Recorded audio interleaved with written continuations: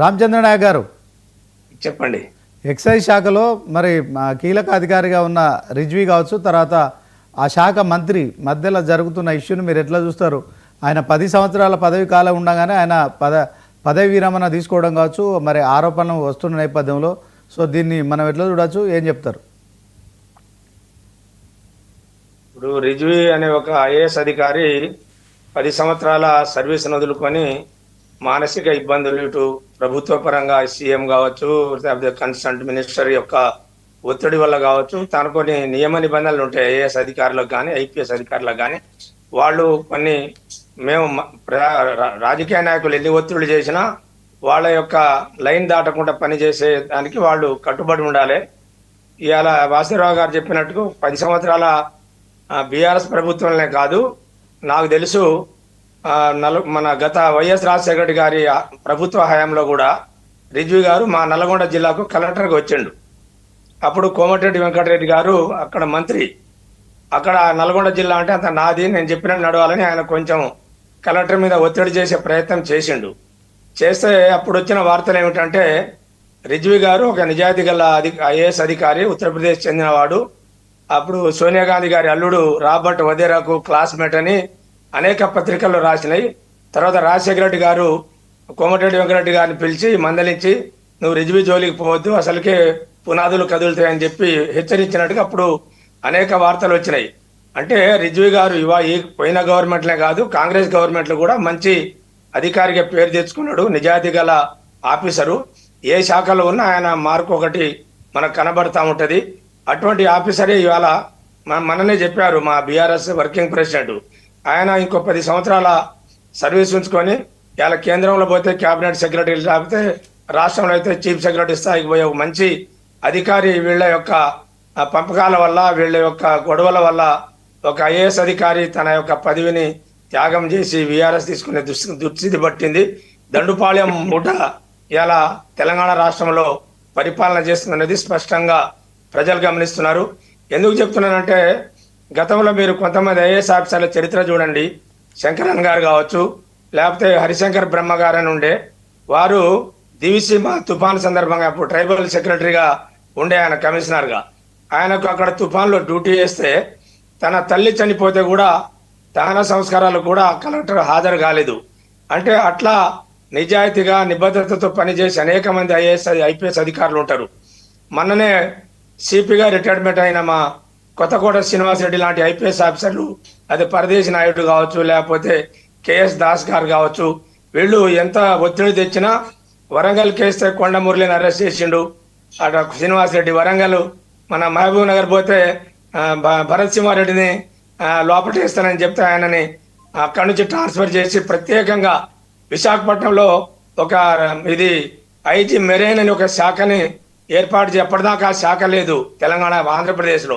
రాజశేఖర రెడ్డి గారు వైజాగ్లో ఒక మెరైన్ శాఖను కూడా ఏర్పాటు చేసి ఆయనని సముద్రంలో పడేసిండు.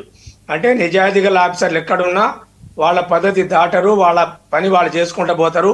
అటువంటి అధికారుల్ని ఇవాళ ఏ ప్రభుత్వమైనా వాటి జోలికి పోకుండా వాళ్ళని మంచిగా పని చేయనియాలి. దాని ద్వారానే రాష్ట్ర ప్రభుత్వాలకు కానీ, మంత్రులకు కానీ, ముఖ్యమంత్రికి కానీ మంచి పేరు వస్తుంది.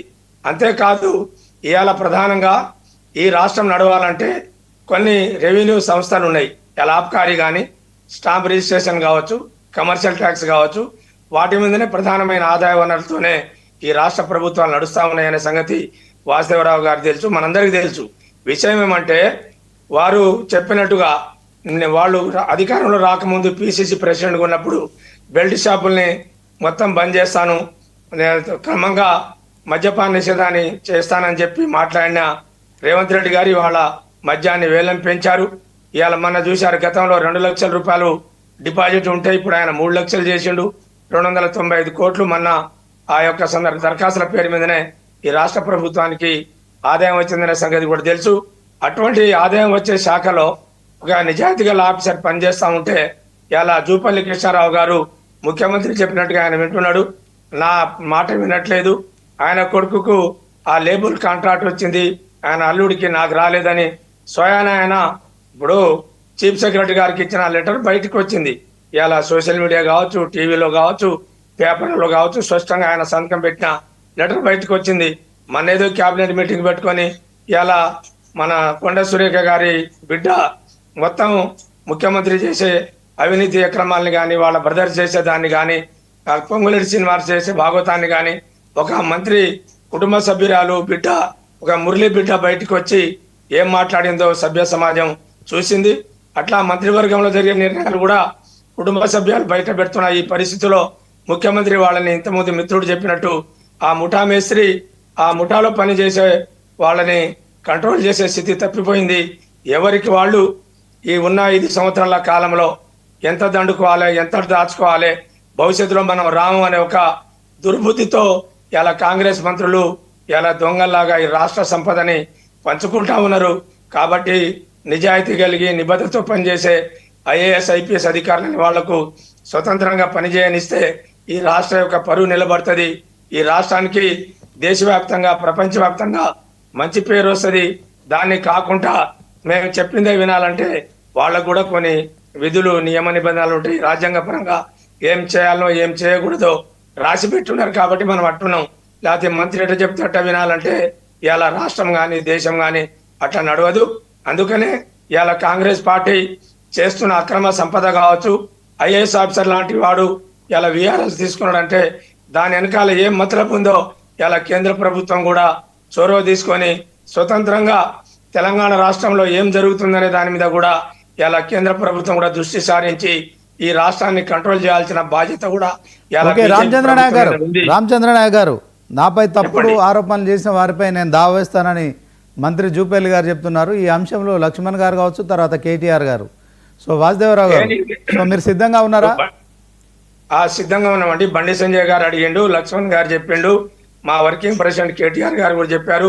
అనేక ఆరోపణలు వాళ్ళు మా మీద ఇవాళ కొత్త ఉంది, కేసులు పెట్టడం, పరువు దావా వేయండి, మీరు ఏం చేస్తారో నీ లేక కూడా నీ సకదనం కూడా బయటపడదు. రామచంద్ర నాయక్ గారు ఓకే, ఒకసారి లక్ష్మణరావు గారితో మాట్లాడతాం. పొలిటికల్ అనలిస్ట్ గా ఆయన చెప్తారు. లక్ష్మణరావు గారు గుడ్ మార్నింగ్ అండి. గుడ్ మార్నింగ్, చెప్పండి. ఎట్లా వస్తాం సార్ మరి ఐఏఎస్ ఆఫీసర్లు టెండర్ల వ్యవహారము